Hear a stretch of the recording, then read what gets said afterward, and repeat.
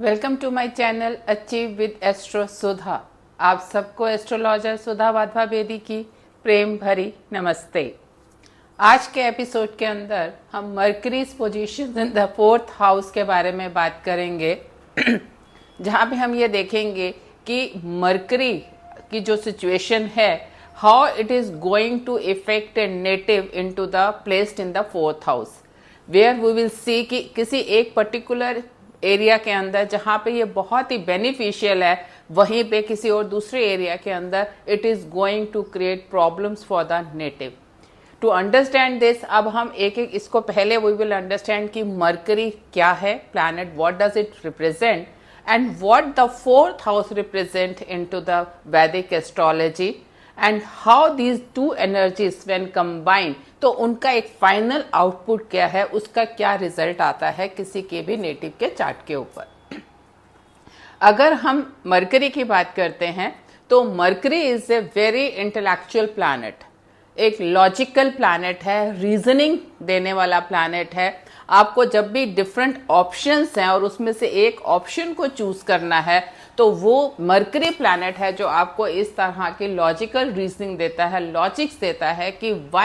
why this choice is better than the other choices। And जितना जिसका mercury fine है, dignified है, that person can easily identify कि किस ऑप्शंस के अंदर क्या बेनिफिट्स हो सकते हैं, क्या नेगेटिविटी हो सकते हैं, and they can choose the best options among the different options available to them. साथ ही साथ कम्युनिकेशन का प्लैनेट है। 21st सेंचुरी के अंदर ये एक प्लैनेट ऐसा है जो कि बहुत ही इंपॉर्टेंट है because it represents the multimedia. आपके जितने भी मीडिया, सोशल मीडिया प्लेटफॉर्म्स हैं, चाहे वो यूट्यूब है, आपका इंस्टाग्राम है, फेसबुक है, ट्विटर है, व्हाट्सोएवर, ये सभी के सभी जो प्लेटफॉर्म्स हैं they are represented by Mercury. And considering the today's world, आज की डेट के अंदर ये चीजें किसी भी नेटिव के लिए बहुत ही इंपॉर्टेंट रोल प्ले करती हैं, whether it's their personal lifes और देयर बिजनेस लाइफ्स, क्योंकि जो प्रेजेंटेशन स्किल्स हैं वो आपकी मर्करी से आपको मिलती हैं। और if you are into the business or into the jobs, then presenting yourself और अपने आप के अपना काम करना, because mercury is a planet जो आपको अपने आप को सेल करने की कैपेसिटीज देता है। किसी भी चीज के लिए जो एक मार्केटिंग या सेलेबल स्किल्स होती हैं वो आपकी मर्करी के through, because it is A communication planet, communicating का है, सोशल मीडिया का प्लैनेट है, और साथ ही प्रेजेंटेशन स्किल्स के लिए जो है ये बहुत ही इंपॉर्टेंट प्लैनेट है। और बिजनेस से रिलेटेड जिस तरह जो भी बैंकिंग सेक्टर से रिलेटेड चीजें हैं, बैंकर्स हैं, म्यूचुअल फंड्स हैं, फंड मैनेजर्स हैं, तो ये जो जितनी भी बैंकिंग चीजें हैं, बिजनेस से रिलेटेड चीजें हैं, ये सब की सब आपकी जो है मर्करी प्लैनेट से रिप्रेजेंट होती हैं। सो यू कैन वेल सी कि 21st सेंचुरी के अंदर मर्करी प्लैनेट कितना इंपॉर्टेंट रोल प्ले करता है। अब अगर हम बात करते हैं 4th हाउस की, then 4th is the house of your home, आपका होम लैंड है, आपकी मदर का घर हाउस है, आपके प्रॉपर्टी, आपके कन्वीनियंसेस जिसके अंदर व्हीकल्स हैं, what luxuries you are going to get, वो चीजें यहाँ से देखते हैं। मैरिटल ब्लिस यहाँ से देखते हैं। सुख स्थान, आपको कैसा सुख मिलेगा, कहाँ से मिलेगा, what will be the planet responsible, the areas responsible जहाँ से आपका वो सुख जनरेट होगा। ये सारी की सारी चीजें जब हम 4th हाउस की बात करते हैं तो हम वहां से देखते हैं।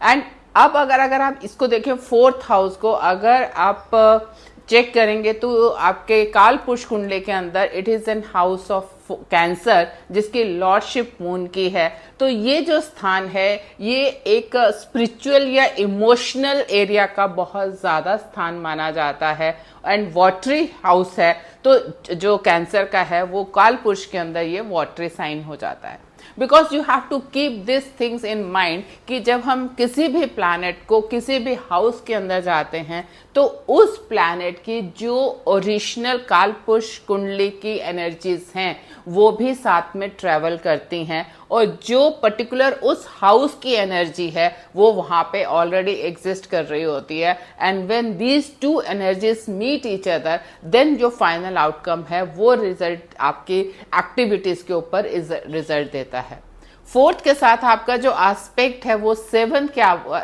एस्पेक्ट है जो मरकरी का, वो आपके 10th हाउस के ऊपर है, आपके प्रोफेशनल हाउस के, आपके कर्म स्थान के ऊपर है। और आपका मरकरी क्या है? Mercury is a pure business planet. इसका मतलब कि when mercury is placed into the fourth, तो दो चीजें आपकी बहुत ज्यादा इफेक्ट होने वाली हैं। एक आपका सुख स्थान, मैरिटल ब्लिस, एंड साथ ही साथ आपका कर्म स्थान, क्योंकि मरकरी का इफेक्ट आपका जो 7th एस्पेक्ट है वो आपके 10th हाउस के ऊपर आ रहा है।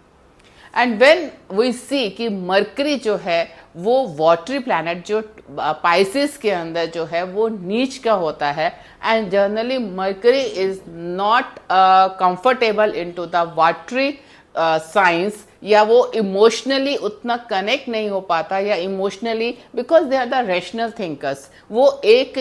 मतलब बिजनेस माइंड है,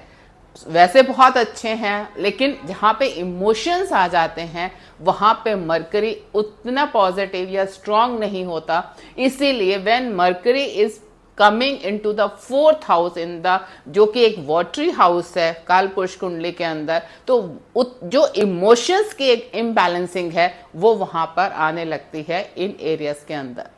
स्पेशली जब आपका मतलब बीइंग ए मदर हाउस या सुख स्थान की जब हम बात कर रहे हैं या मैरिटल ब्लिस की बात कर रहे हैं, तो वहां के ऊपर ये चीज बहुत इंपॉर्टेंट हो जाती है मरकरी की प्लेसमेंट से 4th हाउस में आने से, क्योंकि मरकरी उस तरह से इमोशनली कनेक्ट नहीं होने के कारण मैरिटल ब्लिस के लिए ऐसे सिचुएशन के अंदर आपको काल पुरुष का 7th हाउस यानी कि लिब्रा, ये देखना है कि लिब्रा की प्लेसमेंट कहां पर है और उसका इफेक्ट या वीनस की क्या डिग्निफिकेशन है। देन फाइनल जो कंबाइंड इफेक्ट इसका आपके मैरिटल ब्लिस के ऐसे नेटिव्स के लिए देखने की आपको इफेक्ट आएगा। लेकिन mercury being the 7th lord, आपका I am talking about the Kalpurush kundli, आप ये माइंड में हमेशा ध्यान रखेंगे। एक आपका लग्ना हाउस है जिसकी लग्ना की कुंडली के अंदर एक लॉर्डशिप होगी, और एक आपकी कालपुरुष का लॉर्डशिप है। तो हमेशा जब भी कोई भी प्लैनेट है वो जो बेसिक एनर्जीज हैं, like Mercury since holding the lordship of Gemini and Virgo, so it always carries those energies, Gemini की भी और Virgo की भी, और वो जहां पे भी प्लेस्ड है उन एनर्जीज का इफेक्ट भी उस हाउस के ऊपर हमेशा आएगा। नाउ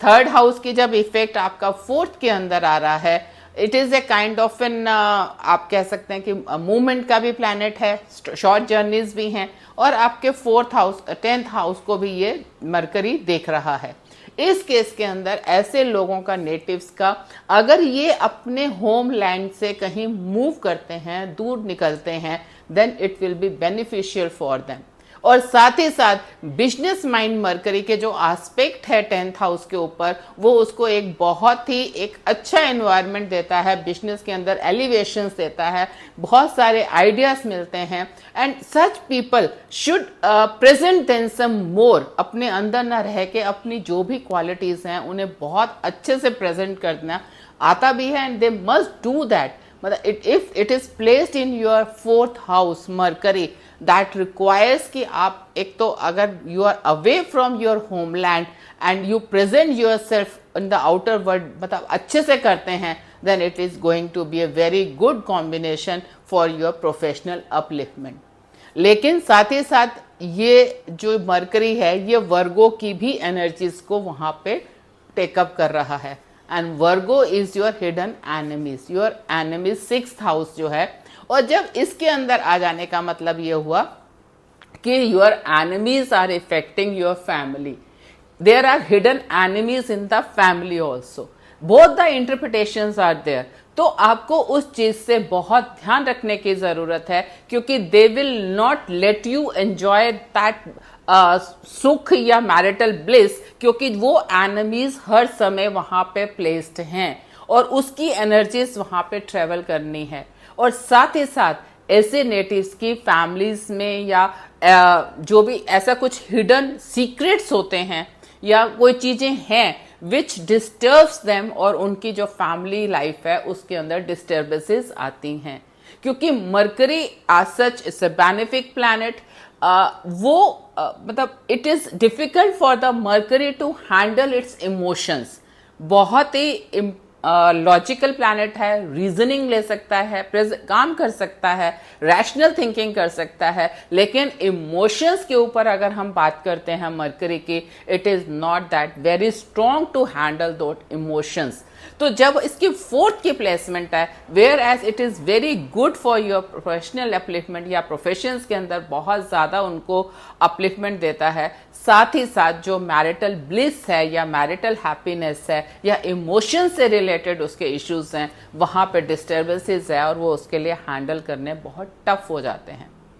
और इस मरकरी के साथ अगर आपके चार्ट के अंदर 9th और 12th का भी कोई लिंक बनता है, बाय एस्पेक्ट, बाय कंजंक्शन और something, in that case such natives will get the opportunities to work in the foreign land and get a good money from the foreign land। क्योंकि यहाँ पे जैसे I told you in the beginning कि अगर mercury आपका 4th house के अंदर है and if you make the movement, क्योंकि it is carrying the energies of the Gemini also, तो जेमिनाइन का तो आपको पता है कि इजीली मूवेबल भी है, अडॉप्टेबल भी है, और इधर से 9th एंड 12th की जब एनर्जीज उसको मैच कर रही हैं, वो भी इफेक्ट कर रही हैं, इन दैट केस जैसे ही आप फॉरेन लैंड के साथ कोई इफेक्ट करते हैं, मतलब आपकी कोई कनेक्टिविटी होती है, मूवमेंट्स होते हैं, लॉन्ग ट्रेवल्स होते हैं, तो such people are going to gain, क्योंकि 10th के ऊपर भी मरकरी का जो 7th एस्पेक्ट है वो आ रहा है। सो सच प्लेसमेंट, क्योंकि कोई भी प्लैनेट की प्लेसमेंट अगर आपके केंद्रा भाव के अंदर आ रही है, 1, 4, 7, 10 के अंदर कोई प्लैनेट बैठा हुआ है, this is something really good if it is A benefic planet, क्योंकि वो आपके फाउंडेशंस हैं, आपके पिलर्स हैं आपकी लाइफ के, जो आपको एक बेस देते हैं जहां से आप आगे ग्रो कर सकते हैं। And in any case benefic planets are always good in that. लेकिन इसी जगह पे अगर इसी मरकरी की एक किसी मेलेफिक प्लैनेट्स के साथ एसोसिएशन है, विच इज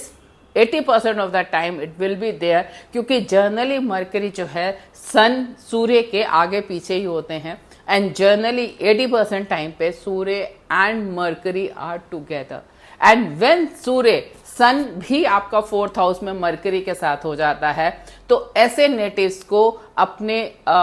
मदर से या जो एक चाइल्डहुड के अंदर एक आपको मतलब ग्रोथ नर्चरिंग मिलती है वो कम मिलती है। They are not satisfied, they are not happy in that areas of their life. So placement of Mercury into the 4th house, whereas give you foreign settlement के कॉम्बिनेशंस भी हैं, ये अपलिफ्टमेंट इन द कैरियर भी हैं, lot of opportunities they are get into the career options there only, जहां पे उनका family life की इश्यूज आते हैं, there such peoples will not get that satisfaction of from the family life which other in any other position जो Mercury की है, they might had been getting that. आशा है आपको ये एनालिसिस पसंद आया होगा। आप अपने चार्ट्स के ऊपर भी इन्हें अप्लाई करें एंड सी कि कितना इसके अंदर एक्यूरेसी आती है, and let us know by putting into the comments. अगर आपको ये चैनल पसंद आया हो तो इसे सब्सक्राइब करें, लाइक करें एंड शेयर करें। आपका दिन शुभ हो। धन्यवाद।